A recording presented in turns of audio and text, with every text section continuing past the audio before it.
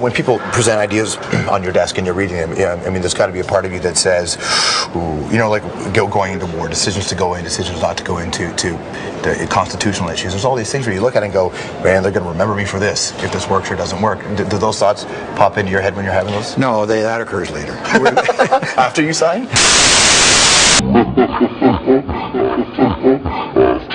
Let me close just one more thing on this question of sovereignty. It's very difficult for a large country to accept that somebody is going to come in, like the United States or like the Europeans, and is basically going to come in and say, you're not doing your regulation in a proper way. Fair game. But what's going to happen when China and India are economies as powerful as the United States or Europe? And what's going to happen when there's a mortgage meltdown in India? What's going to happen when a Chinese hedge fund goes under? And that the results of that tsunami don't stop at the Chinese or the Indian border, but that in fact you find them in Idaho and Iowa and California. Who's going to deal with that?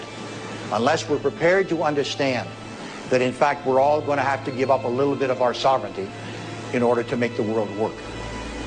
I hope to deal with.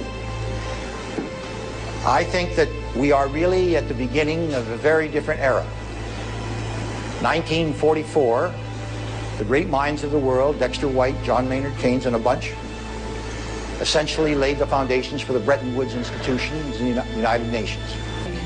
That it's time to renew that vision. A very different world than one that they did, of independent nation states who simply came together but could ignore essentially what was going on inside those countries. That day is over, thanks to Alan Locke. I think we've got to take it one step further. And we've got to say that, in fact, countries have responsibilities to their neighbors. And their neighbors are in every nook and cranny of the world. And I believe that that is going to become the debate of our generation.